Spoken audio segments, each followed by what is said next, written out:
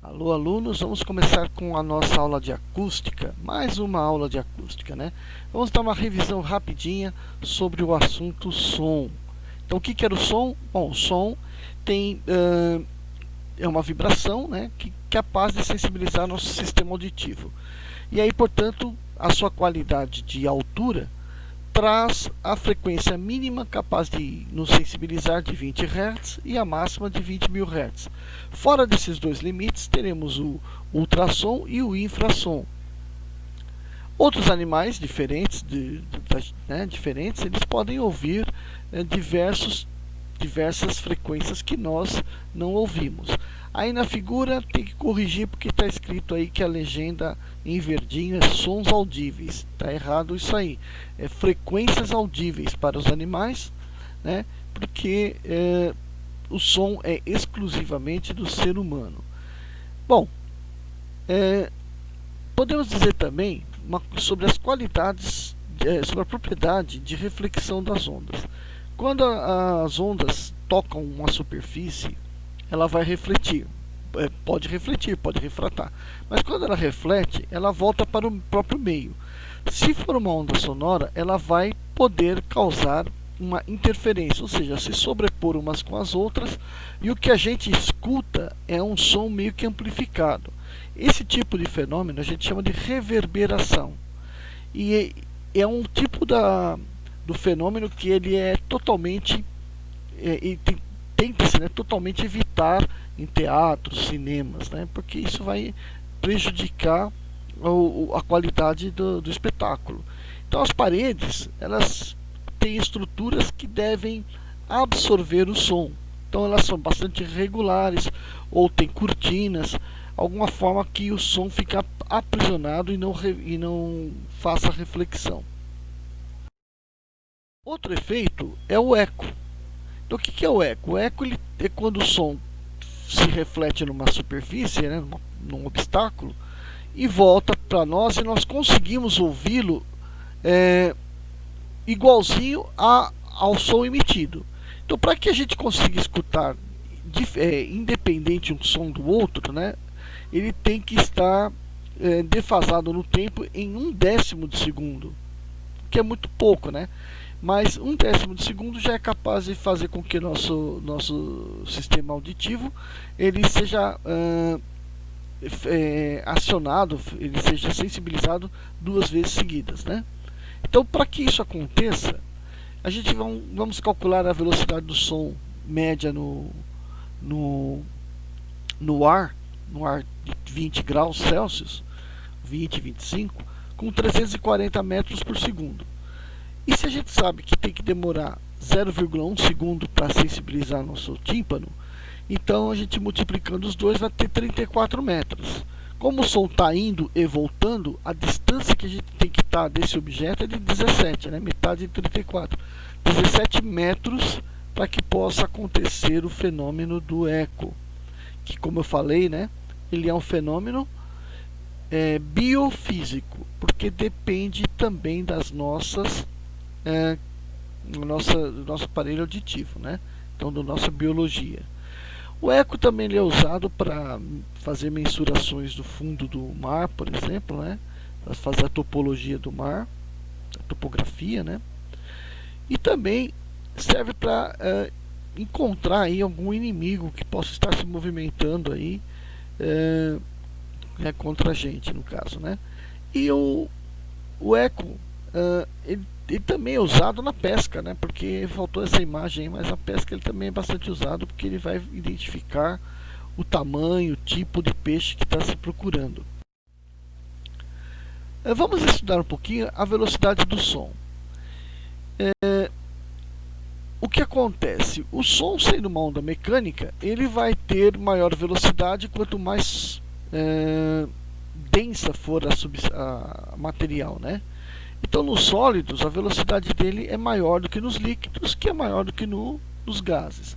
Para a gente medir a velocidade do som nos gases, a gente parte do pressuposto que, como a gente já aprendeu, né, que a velocidade, a energia cinética do gás, porque quanto mais agitado tiver o gás, mais facilmente ele vai conduzir o som. Então a energia cinética do gás, que a gente também tem como 3 meios de kT.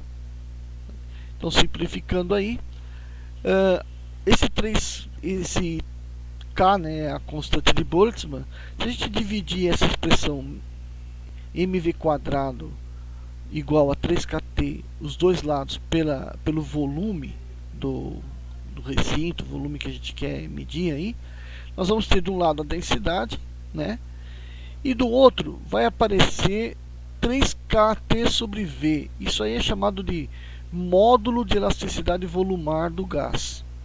A gente representa pela letra B, né, letra beta, letra grega beta.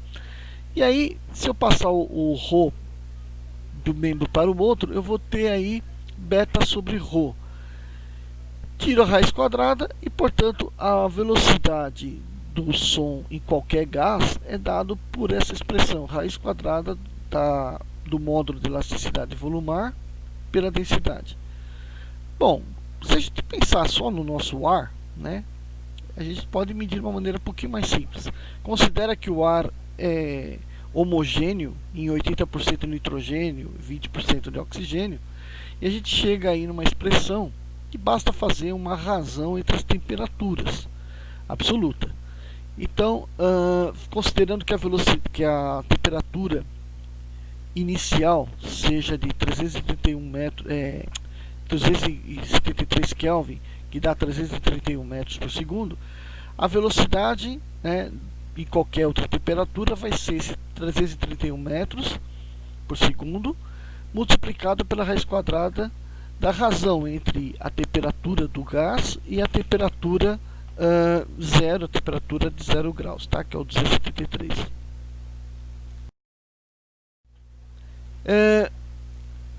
O eco também ele é usado por os animais, né?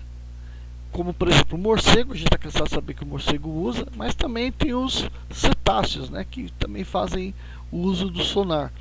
E para os cetáceos, tem que ser um sistema auditivo mais bem elaborado, porque a velocidade na água é de 1.500 metros por segundo.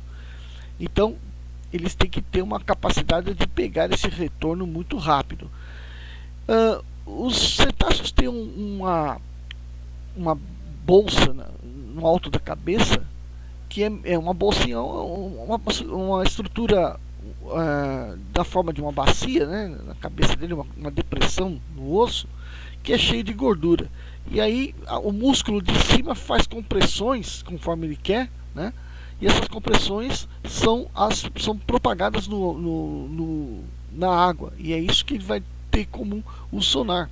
Então isso aí vai, toca nos objetos, volta para a orelha dele e ele percebe o som, né? Agora vamos falar um pouquinho das ondas em cordas, tá? Então a gente tem, eu representei aqui, olha, peguei uma figura da internet, que isso aí é meio chatinho de fazer. Temos aí a figura de uma corda que está presa entre dois anteparos, tá? Então ela está fixa aí, tem 2 pontos fixos dela. E aí nela a gente provoca umas vibrações. Então vai estar um monte de ondinha, confuso e tal, e quanto mais você vai vibrar ela, mais ela vai se aproximar de uma situação na qual a onda que vai para um lado volta para o outro, formando uma figura que dá a impressão de não estar se mexendo. Então por isso ela é chamada de onda estacionária, ok?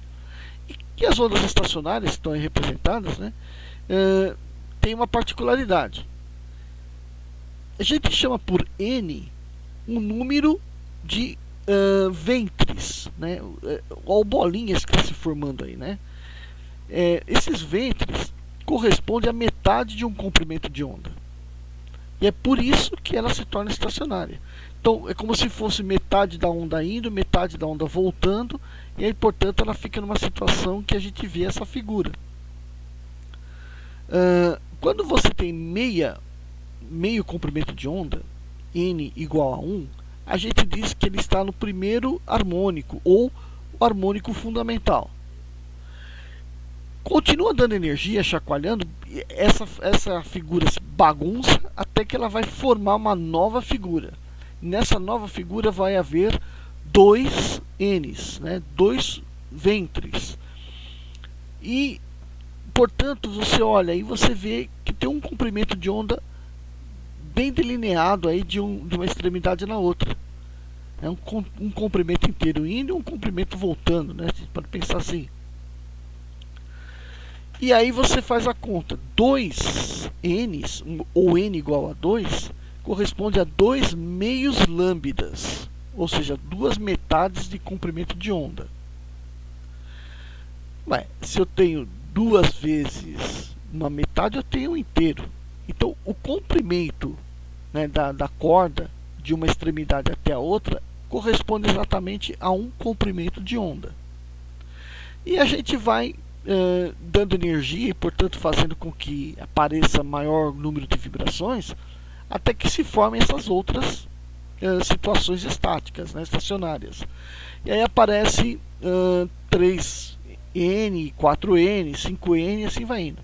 Cada um deles é um harmônico, tá? Então veja, quando for N igual a um número par, você vai ter um número inteiro de comprimentos de onda. Quando for um número ímpar, você vai ter um comprimento de onda, um número inteiro de comprimento de onda mais uma metade. Ok? Então vamos ver.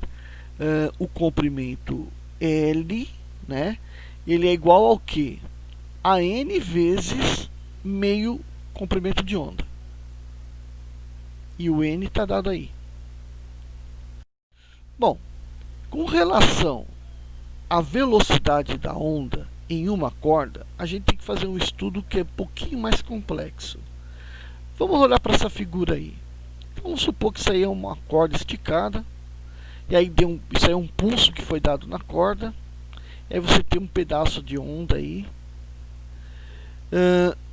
Esse pulso a gente vai interpretar da seguinte forma: imaginar um pedacinho da corda, né, que tem um comprimento ΔL, o qual tem a tensão aí para os dois segmentos de corda, né, a tensão de movimento, e nós temos aí descreve-se aí um círculo aí abaixo dela, um círculo de raio R. O ângulo que a gente está apresentando aí vai chamar θ. Então, quem é esse ângulo? Então, quem é esse segmento de reta em cima, segmento de corda ΔL? Ele vale R, que é o raio, vezes θ, que é o ângulo. Ok? É o que está escrito aí. Bom, para que a gente possa ser um pouquinho mais rigoroso nessa discussão, porque eu tenho tensão aí dos dois lados, eu vou dividir esse θ em dois pedaços. Então vai ser dois ângulozinhos iguaizinhos, só para chamar de 2θ, tá ok? E esse θ vai ser tão pequenininho, mas tão pequenininho, que o seno dele é praticamente igual ao ângulo. Tá? Então, um ângulo muito pequenininho, para que eu possa considerar seno de θ igual a θ, tá? E daí, a força resultante, então o ΔL, né, o ΔL vai ser igual a 2 vezes o raio vezes o ângulo θ, né, porque são 2θ agora. A força resultante do par de tensões, ele é a F vezes ΔL sobre R. Porque isso é uma força, porque essa força é vetorial e esse vetor aponta para o centro. Então essa força que apareceu aí, essa força resultante, ela é uma força centrípeta, mv² dividido por r. Bom, e daí? E daí nós vamos fazer o seguinte: considerando que a corda tem uma densidade uniforme, então aquele segmento de massa que eu peguei em cima ΔM vai ser igual a densidade linear μ vezes ΔL, que é o comprimento dela, ok? Bom, substituindo lá onde eu tenho a força centrípeta, eu tenho que a força centrípeta vai ser μ delta LV quadrado sobre R, certo? Bom, e agora eu vou igualar essas duas forças. A força que eu tirei, força vetorial, lá que eu fiz em relação ao ângulo θ, e portanto eu cheguei que a força resultante é igual à força ΔL sobre R, e agora eu igualo com a força centrípeta. E aí o que segue? Segue que μ ΔL V quadrado sobre R é igual a força vezes ΔL sobre R. Então, ΔL aparece sobre R, aparece dos dois lados da equação. A gente pode simplificar. Sobrou que μ V ao quadrado é igual a F. Portanto, a velocidade é igual a raiz quadrada da tensão, né, a força de tensão, dividida pela densidade linear da corda. Daí segue que a gente já sabe desde o começo lá que a velocidade corresponde ao comprimento de onda vezes a frequência. Portanto, a frequência é igual à velocidade sobre o comprimento de onda, ou o comprimento de onda é igual à velocidade sobre a frequência, né? E agora acabamos de ver que a velocidade ela é raiz quadrada da força de tensão sobre a densidade linear da corda. O que nós vamos fazer agora? Nós falamos lá atrás que o comprimento da corda esticada, né, o comprimento L da corda esticada, ele é N vezes metade de um comprimento lambda. Portanto, passando 2 para o outro lado, o N dividindo, o comprimento de onda lambda é igual a 2 vezes o comprimento da corda dividida pelo número de ventres. Aí eu pego isso e substituo naquela expressão da frequência lá em cima. Então, no lugar de lambda, eu vou colocar 2L sobre N. Como o N vai aparecer lá embaixo, ele sobe lá para o numerador. Então, vai ficar N vezes a velocidade sobre 2L. O que eu faço? Vou lá e substituo isso na expressão com a velocidade. E aí, portanto, eu vou ter que a frequência é o número de ventres dividido por 2 vezes o comprimento da corda, vezes a raiz quadrada da força de tensão sobre a densidade linear. Também dá para tirar o período, né? Saber que o período é o inverso da frequência, é só inverter essa expressão, vou ter que o período é 2L sobre N, tudo isso vezes raiz quadrada da densidade linear sobre a força de tensão. Portanto, agora é só a gente exercitar, ok? Preferi dar essa aula dessa forma do que fazer na lousinha, porque é muita coisa para escrever, ok? Então, daqui segue as nossas tarefas. Valeu, gente!